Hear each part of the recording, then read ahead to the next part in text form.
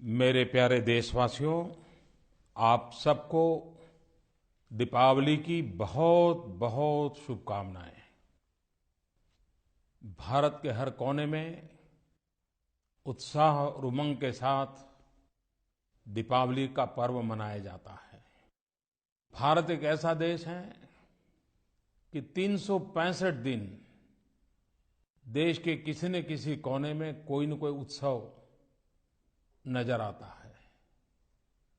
दूर से देखने वाले को तो कभी यही लगेगा कि यह से भारतीय जनजीवन ये उत्सव का दूसरा नाम है, और ये स्वाभाविक भी है। वेद काल से आज तक भारत में जो उत्सवों की परंपरा रही है, वे समयानुकूल परिवर्तन वाले उत्सव रहे हैं। काल बाह्य उत्सवों की परंपरा को समाप्त करने की हिम्मत हमने देखी है, और समय और समाज की मांग के अनुसार उत्सवों में बदलाव भी सहज रूप से स्वीकार किया गया है।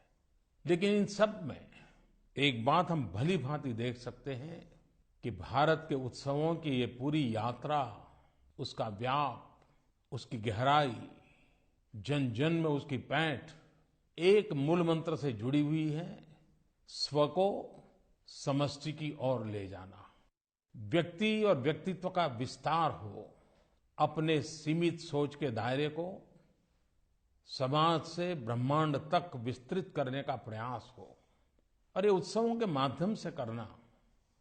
भारत के उत्सव कभी खान पान की महफिल जैसे दिखते हैं, लेकिन उसमें भी मौसम कैसा है, किस मौसम में क्या खाना चाहिए, किसानों की कौन सी पैदावार है, उस पैदावार को उत्सव में कैसे पलटना, आरोग्य की दृष्टि से क्या संस्कार हो, ये सारी बातें हमारे पूर्वजों ने बड़े वैज्ञानिक तरीके से उत्सव में समेट ली है। आज पूरा विश्व एनवायरनमेंट की चर्चा करता है, प्रकृति विनाश चिंता का विषय बना है। भारत की उत्सव परंपरा प्रकृति प्रेम को बलवान बनाने वाली, बालक से लेकर के हर व्यक्ति को संस्कारित करने वाली रही है। पेड़ हो, पौधे हो, नदी हो, पशु हो, पर्वत हो, पक्षी हो, हर एक के प्रति दायित्व भाव जगाने वाले उत्सव रहे हैं। आजकल तो हम लोग संडे को छुट्टी मनाते हैं, लेकिन जो पुरानी पीढ़ी के लोग हैं, मजदूरी करने वाला वर्ग हो, मछुआरे हो, आपने देखा होगा सदियों से हमारे यहाँ परंपरा थी पूर्णिमा और अमावस्या को छुट्टी मनाने की। और विज्ञान ने इस बात को सिद्ध किया है कि पूर्णिमा और अमावस्या को समुद्र के जल में किस प्रकार से परिवर्तन आता है, प्रकृति पर किन किन चीजों का प्रभाव होता है, और मानव मन पे भी प्रभाव होता है। यानी यहाँ तक हमारे यहाँ छुट्टी भी ब्रह्मांड और विज्ञान के साथ जोड़ करके मनाने की परंपरा विकसित हुई थी।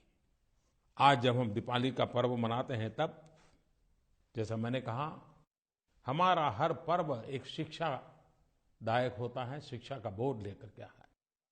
ये दीपावली का पर्व तमसो मा ज्योतिर्गमय, अंधकार से प्रकाश की ओर जाने का एक संदेश देता है। और अंधकार वो प्रकाश के अभाव का ही अंधकार वाला अंधकार नहीं है। अंधश्रद्धा का भी अंधकार है, अशिक्षा का भी अंधकार है, गरीबी का भी अंधकार है, सामाजिक बुराइयों का भी अंधकार है।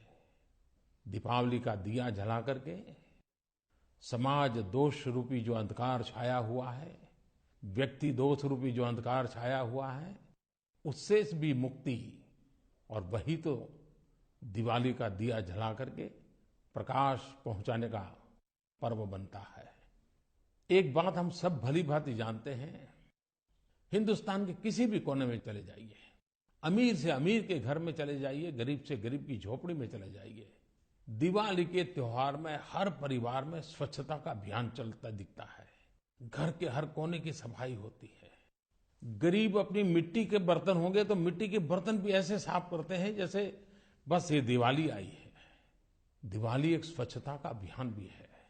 लेकिन समय की मांग है कि सिर्फ घर में सफाई नहीं, पूरे परिसर की सफाई, पूरे मोहल्ले की सफाई, पूरे गांव की सफाई। हमने हमारे स्वभाव और परंपरा को विस्तृत करना है, विस्तार देना है। दीपावली का पर्व अब भारत की सीमाओं तक सीमित नहीं रहा है। विश्व के सभी देशों में किसी न किसी रूप में दीपावली के पर्व को याद किया जाता है, मनाया जाता है। दुनिया की कई सरकारें भी, वहाँ की संसद भी, वहाँ के शासक भी दीपावली के पर्व के हिस्से बनते जा रहे हैं। चाहे देश पूरब के हो या पश्चिम के, चाहे विकसित देश हो या विकासमान देश हो, चाहे अफ्रीका हो चाहे आइलैंड्स हो, सब दूर दिवाली की धूमधाम नजर आती है। आप लोगों को पता होगा, अमेरिका की यूएस पोस्टल सर्विस, उन्होंने इस बार दीपावली का पोस्टल स्टैम्प जारी किया है।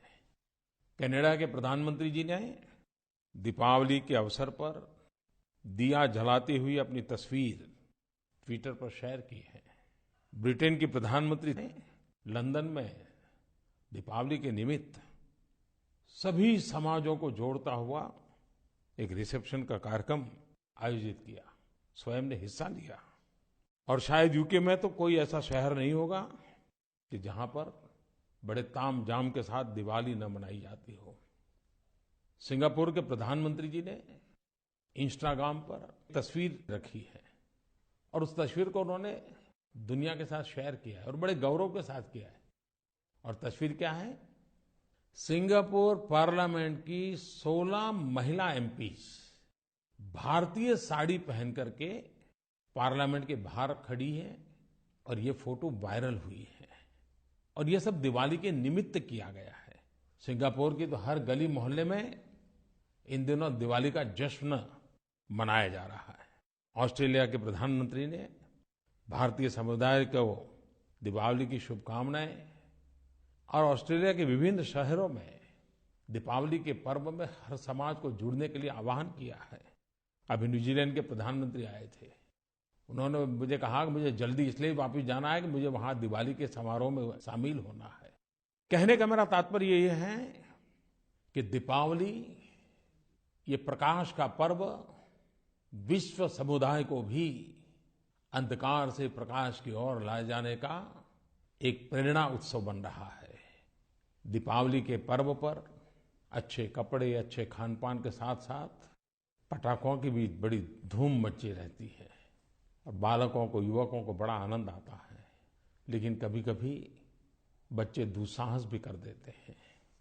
कई पटाखों को इकट्ठा कर करके बड़ी आवाज करने की कोशिश में एक बहुत बड़े अकस्मात को निमंत्रण दे देते हैं।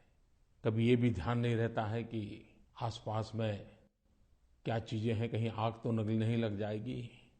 दीपावली के दिनों में अकस्मात की खबरें, आग की खबरें, अपमृत्यु की खबरें बड़ी चिंता कराती हैं।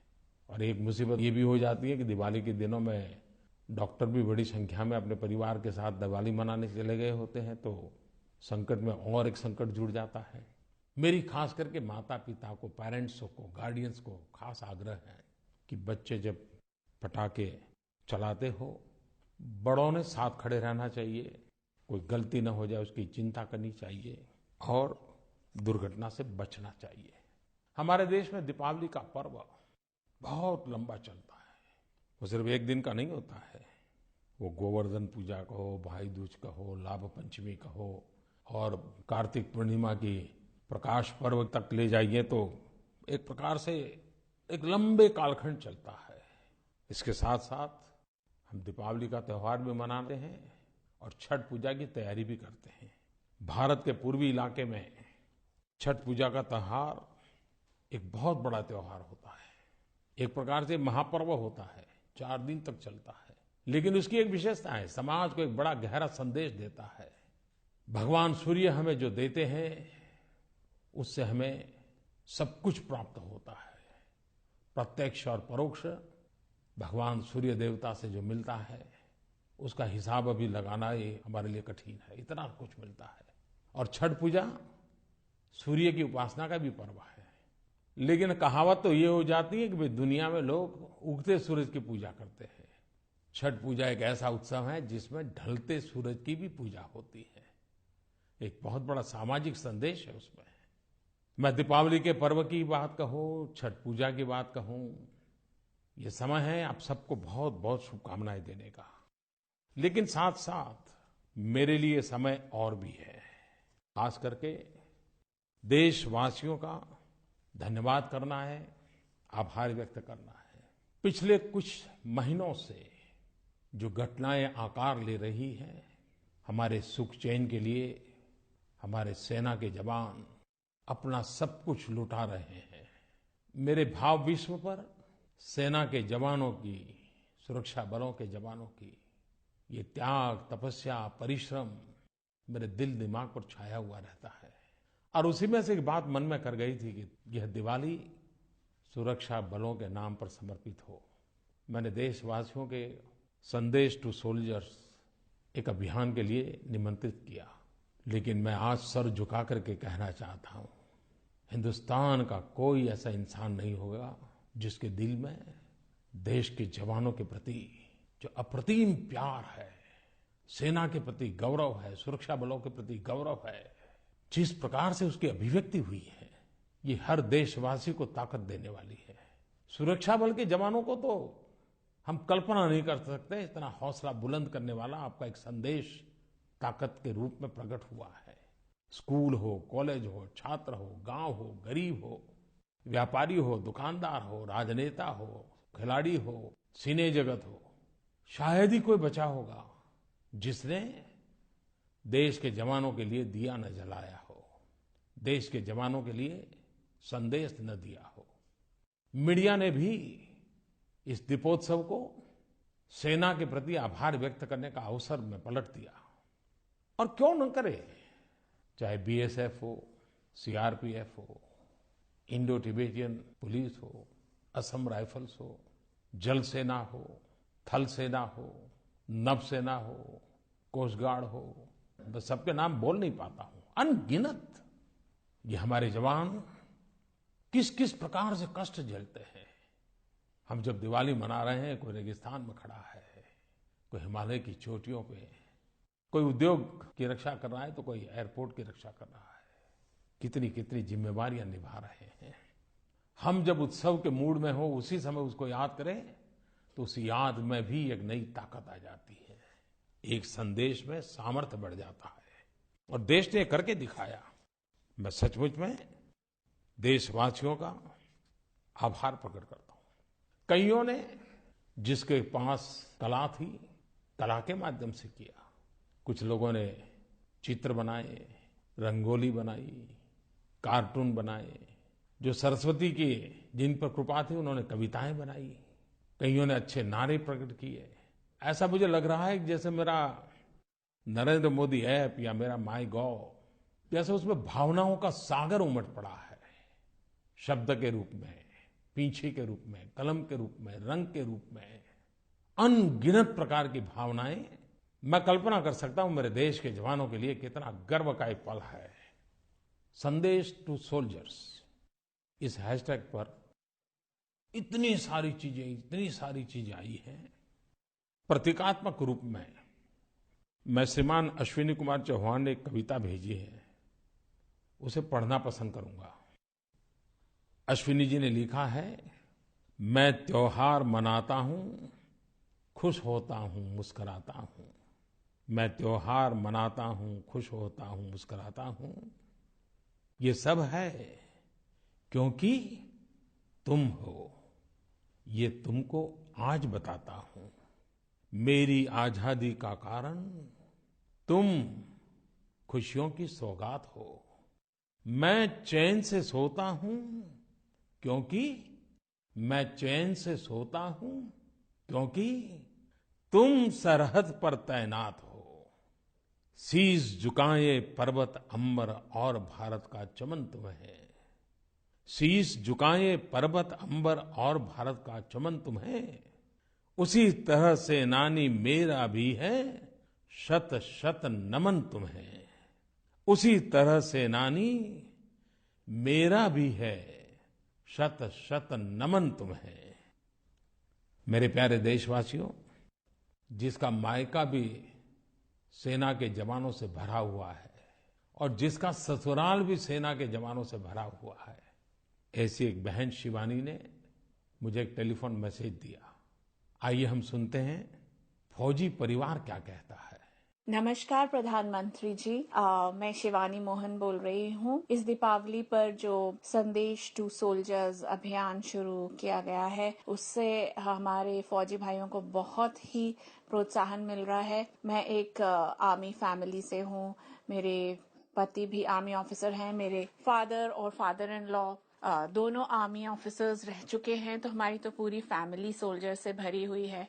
और सीमा पर हमारे कई ऐसे ऑफिसर्स हैं जिनको इतने अच्छे संदेश मिल रहे हैं और बहुत प्रोत्साहन मिल रहा है आर्मी सर्कल में सभी को। और मैं कहना चाहूंगी कि आर्मी ऑफिसर्स और सोल्जर्स के साथ उनके परिवार, उनकी पत्नियां भी काफी सैक्रिफाइसेस करती हैं। तो एक तरह से पूरी आर्मी कम्युनिटी को बहुत अच्छा संदेश मिल रहा है। और मैं आपको भी हैप्पी दिवाली कहना चाहूंगी। Thank you. मेरे प्यारे देशवासियों, ये बात सही है कि सेना के जवान सिर्फ सीमा पर नहीं, जीवन के हर मोर्चे पर खड़े हुए पाए जाते हैं। प्राकृतिक आपदा हो, कभी कानूनी व्यवस्था के संकट हो, कभी दुश्मनों से भिड़ना हो, कभी गलत राह पर चल पड़े नौजवानों को वापस लाने के लिए साहस दिखाना हो, हमारे जवान जिंदगी के हर मोड़ पर राष्ट्र भावना से प्रेरित होकर के काम करते रहते हैं। एक घटना मेरे ध्यान में लाई, मैं भी आपको बताना चाहता हूं।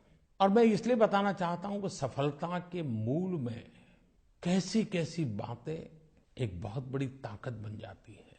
आपने सुना होगा, हिमाचल प्रदेश खुले में शौच से मुक्त हुआ, ओपन डेफिकेशन फ्री हुआ। पहले सिक्किम प्रांत हुआ था, अब हिमाचल भी हुआ। 1 नवंबर को केरल भी होने जा रहा है। लेकिन ये सफलता क्यों होती है? कारण मैं बताता हूं। देखिए, सुरक्षा बलों में हमारा एक आईटीबीपी का जवान श्री विकास ठाकुर, वो मूल तो हिमाचल के सिरमौर जिले के एक छोटे से गांव से हैं। उनके गांव का नाम है बधाना। ये हिमाचल के सिरमौर जिले से हैं। अब ये हमारे आईटीबीपी के जवान अपनी ड्यूटी पर से छुट्टियों में गांव गए थे। तो गांव में वो उस समय शायद कहीं ग्राम सभा होने वाली थी, तो वहां पहुंच गए। और गांव के सभा में चर्चा हो रही थी शौचालय बनाने की। और पाया गया कि कुछ परिवार पैसों के अभाव में शौचालय नहीं बना पा रहे हैं। ये विकास ठाकुर, देशभक्ति से भरा हुआ हमारा आईटीबीपी का जवान, उसको लगा नहीं ये कलंक मिटाना चाहिए। और इसकी देशभक्ति देखिए, सिर्फ दुश्मनों पर गोलियां चलाने के लिए वो देश की सेवा करता, ऐसा नहीं है। उसने फटाक से अपनी चेकबुक से 57,000 रुपया निकाला और उसने गांव के पंचायत प्रधान को दे दिया कि जिन 57 घरों में शौचालय नहीं बनाए, मेरी तरफ से हर परिवार को 1-1 हजार रुपया दे दीजिए, 57 शौचालय बना दीजिए और अपने बधाना गांव को ओपन डेफिकेशन फ्री बना दीजिए। विकास ठाकुर ने करके दिखाया। 57 परिवारों को 1-1 हजार रुपया अपनी जेब से दे करके स्वच्छता के अभियान को एक ताकत दी। और तभी तो Himachal Pradesh open defecation free करने की ताकत आई। वैसा ही केरल में मैं सचमुच में नौजवानों का आभार व्यक्त करना चाहता हूं। मेरे ध्यान में आया, केरल के दूर सुदूर जंगलों में जहां कोई रास्ता भी नहीं है, पूरे दिन भर पैदल चलने के बाद मुश्किल से उस गांव पहुंचा जा सकता है, ऐसी एक जनजातीय पंचायत ईडमा लाकुड़ी, पहुंचना भी बड़ा मुश्किल है, लोग को भी जाते नहीं। उसके नजदीक में शहरी इलाके में इंजीनियरिंग के छात्रों के ध्यान में आया कि इस गांव में शौचालय बनाने हैं। एनसीसी के कैडेट, एनएसएस के लोग, इंजीनियरिंग के छात्र, सबने मिलकर के तय किया कि हम शौचालय बनाएंगे। शौचालय बनाने के लिए जो सामान ले जाना था, ईंटें हो, सीमेंट हो, सारे सामान इन नौजवानों ने अपने कंधे पर उठा करके पूरा दिन भर पैदल चल के उन जंगलों में गए। खुद ने परिश्रम करके उस गांव में शौचालय बनाए। और इन नौजवानों ने दूर सुदूर जंगलों में एक छोटे से गांव को ओपन डेफेकेशन फ्री किया। उसी का तो कारण है कि केरल ओपन डेफेकेशन फ्री हो रहा है। गुजरात ने भी सभी नगरपालिका महानगरपालिकाएं शायद 150 से ज्यादा में ओपन डेफेकेशन फ्री घोषित किया है। 10 जिले भी ओपन डेफेकेशन फ्री किए गए हैं। हरियाणा से भी खुशखबरी आई है। हरियाणा भी 1 नवंबर को उनकी अपनी गोल्डन जुबली मनाने जा रहा है और उनका फैसला है कि वो कुछ ही महीनों में पूरे राज्य को ओपन डेफेकेशन फ्री कर देंगे। अभी उन्होंने 7 जिले पूरे कर दिए हैं। सभी राज्यों में बहुत तेज गति से काम चल रहा है। मैंने कुछ का उल्लेख किया है। मैं इन सभी राज्य के नागरिकों को इस महान कार्य के अंदर जुड़ने के लिए, देश से गंदगी रूपी अंधकार मिटाने के काम में योगदान देने के लिए हृदय से बहुत बहुत अभिनंदन देता हूं। मेरे प्यारे देशवासियों, सरकार में योजनाएं तो बहुत होती हैं और पहली योजना के बाद उसी के अनुरूप दूसरी अच्छी योजना आए तो पहली योजना छोड़नी होती है, लेकिन आमतौर पर इन चीजों पर कोई ध्यान नहीं देता है। पुराने वाली योजना भी चलती रहती है, नए वाली भी योजना चलती रहती है और आने वाली योजना का इंतजार भी होता रहता है। ये चलता रहता है। हमारे देश में जिन घरों में गैस का चूल्हा हो, जिन घरों में बिजली हो, ऐसे घरों को केरोसिन की जरूरत नहीं है। लेकिन सरकार में कौन पूछता है? केरोसिन भी जा रहा है, गैस भी जा रहा है, बिजली भी जा रही है और फिर बिचौलियों को तो मलाई खाने का मौका मिल जाता है। मैं हरियाणा प्रदेश का अभिनंदन करना चाहता हूं कि उन्होंने एक बीड़ा उठाया है हरियाणा प्रदेश को केरोसिन मुक्त करने का। जिन जिन परिवारों में गैस का चूल्हा है, जिन जिन परिवारों में बिजली है, आधार नंबर से उन्होंने वेरीफाई किया और अब तक मैंने सुना है कि 7 या 8 जिले केरोसिन फ्री कर दिए, केरोसिन मुक्त कर दिए। जिस प्रकार से उन्होंने इस काम को हाथ में लिया है, पूरा राज्य, मुझे विश्वास है कि बहुत ही जल्द केरोसिन फ्री हो जाएगा। कितना बड़ा बदलाव आएगा। चोरी भी रुकेगी, पर्यावरण का भी लाभ होगा, हमारी फॉरेन एक्सचेंज की भी बचत होगी और लोगों की सुविधा भी बढ़ेगी। हाँ, तकलीफ होगी तो बिचौलियों को होगी, बेईमानों को होगी। मेरे प्यारे देशवासियों, महात्मा गांधी हम सब के लिए हमेशा हमेशा मार्गदर्शक है। उनकी हर बात आज भी देश कहाँ जाना चाहिए, कैसे जाना चाहिए, इसके लिए मानक तय करती है। गांधी जी कहते थे, आप जब भी कोई योजना बनाए तो आप सबसे पहले उस गरीब और कमजोर का चेहरा याद कीजिए और फिर तय कीजिए कि आप जो करने जा रहे हैं उससे उस गरीब को कोई लाभ होगा कि नहीं होगा, कहीं उसका नुकसान तो नहीं हो जाएगा। इस मानक के आधार पर आप फैसले कीजिए। समय की मांग है कि हमें अब देश के गरीबों का जो एस्पिरेशंस जगा है उसको एड्रेस करना ही पड़ेगा। मुसीबतों से मुक्ति मिले उसके लिए हमने एक के बाद एक कदम उठाने ही पड़ेंगे। हमारी पुरानी सोच कुछ भी क्यों न हो, लेकिन समाज को बेटे बेटी के भेद से मुक्त करना ही होगा। अब स्कूलों में बच्चियों के लिए भी टॉयलेट है, बच्चों के लिए भी टॉयलेट है। हमारी बेटियों के लिए भेदभाव मुक्त भारत की अनुभूति का ये अवसर है। सरकार की तरफ से टीकाकरण तो होता ही है, लेकिन फिर भी लाखों बच्चे टीकाकरण से छूट जाते हैं, बीमारी के शिकार हो जाते हैं। मिशन इंद्रधनुष टीकाकरण का एक ऐसा अभियान जो छूट गए हुए बच्चों को भी समेटने के लिए लगा है, जो बच्चों को गंभीर रोगों से मुक्ति के लिए ताकत देता है। 21वीं सदी हो और गांव में अंधेरा हो, अब नहीं चल सकता और इसलिए गांवों को अंधकार से मुक्त करने के लिए गांव बिजली पहुंचाने का बड़ा अभियान सफलतापूर्वक आगे बढ़ रहा है, समय सीमा में आगे बढ़ रहा है। आजादी के इतने सालों के बाद गरीब मां लकड़ी के चूल्हे पर खाना पका करके दिन में 400 सिगारेट का धुआं अपने शरीर में ले जाए, उसके स्वास्थ्य का क्या होगा? कोशिश है 5 करोड़ परिवारों को धुएं से मुक्त जिंदगी देने के लिए सफलता की ओर आगे बढ़ रहे हैं।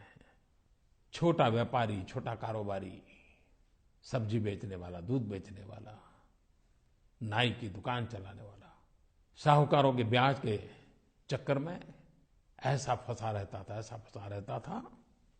मुद्रा योजना, स्टैंड अप योजना, जनधन अकाउंट, ये ब्याजखोरों से मुक्ति का एक सफल अभियान है।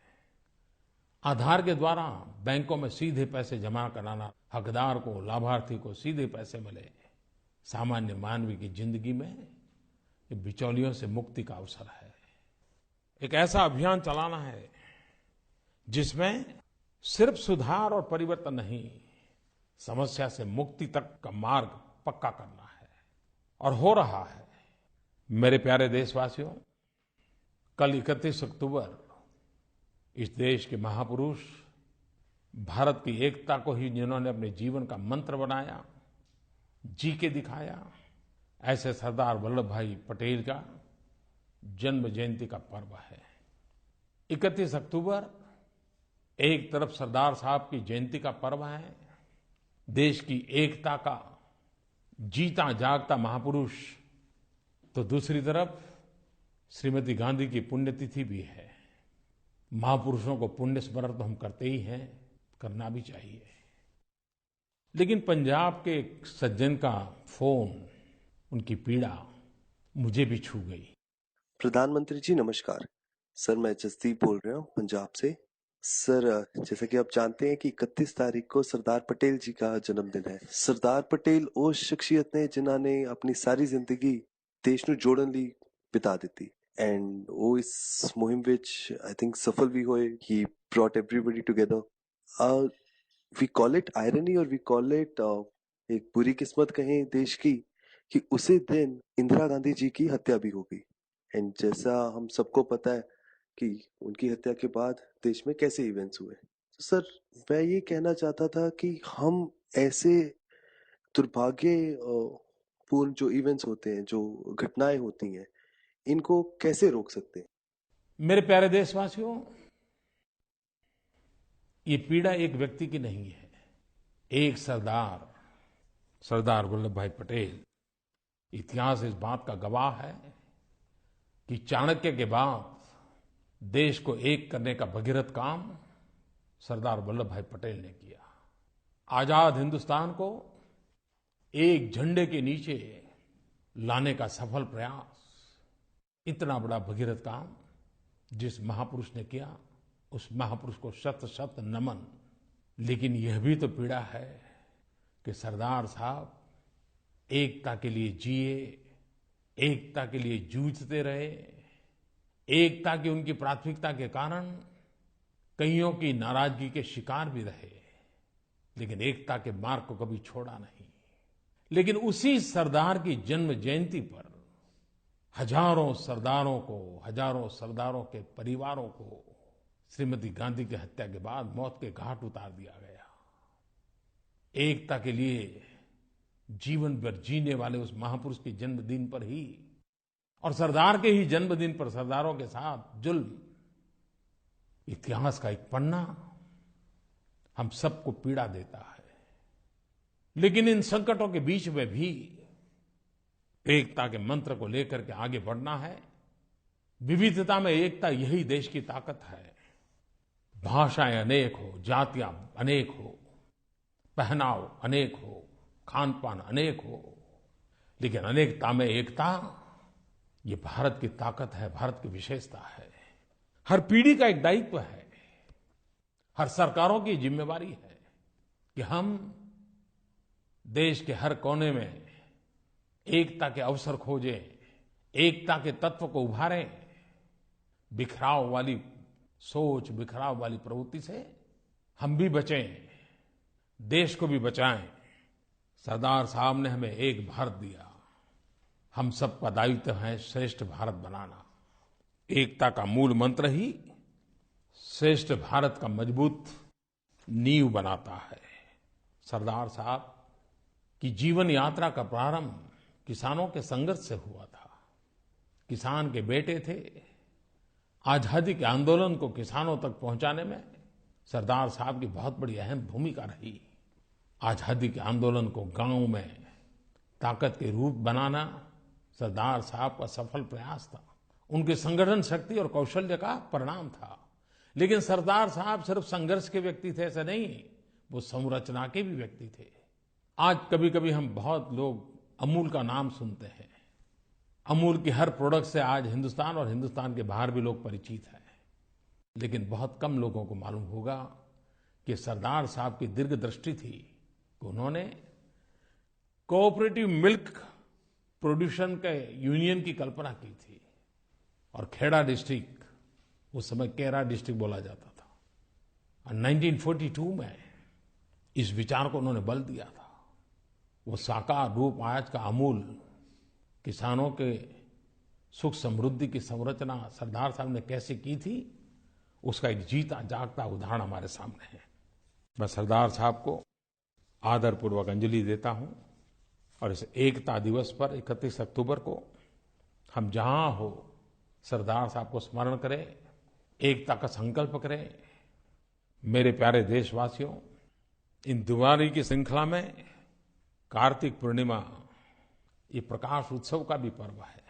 गुरु नानक देव, उनकी शिक्षा दीक्षा पूरी मानव जात के लिए, न सिर्फ हिंदुस्तान के लिए, पूरी मानव जात के लिए आज भी दिशा दर्शक है। सेवा, सच्चाई और सर्वदा भला, यही तो गुरु नानक देव का संदेश था। शांति, एकता और सद्भावना, यही तो मूल मंत्र था। भेदभाव हो, अंधविश्वास हो, कुरीतियां हो, उससे समाज को मुक्ति दिलाने का वो अभियान ही तो था गुरु नानक देव की हर बात में। जब हमारे यहाँ स्पृश्य जाति प्रथा, ऊंच नीच, इसकी विकृति की चरम सीमा पर थी, तब गुरु नानक देव भाई लालो को अपना सहयोगी चुना। आइए हम भी गुरु नानक देव ने जो हमें ज्ञान का प्रकाश दिया है, जो हमें भेदभाव छोड़ने के लिए प्रेरणा देता है, भेदभाव के खिलाफ कुछ करने के लिए आदेश करता है, सबका साथ सबका विकास, इसी मंत्र को लेकर के आगे आगे चलना है, तो गुरु नानक देव से बढ़िया हमारा मार्गदर्शन कौन हो सकता है। मैं गुरु नानक देव को भी इस प्रकाश उत्सव आ रहा है तब अंतर मन से प्रणाम करता हूं। मेरे प्यारे देशवासियों, फिर एक बार देश के जवानों के नाम ये दिवाली, इस दिवाली पर आपको भी बहुत बहुत शुभकामनाएं। आपके सपने, आपके संकल्प हर प्रकार से सफल हो, आपका जीवन सुख चैन की जिंदगी वाला बने, यही आप सबको शुभकामनाएं देता हूं। बहुत बहुत धन्यवाद।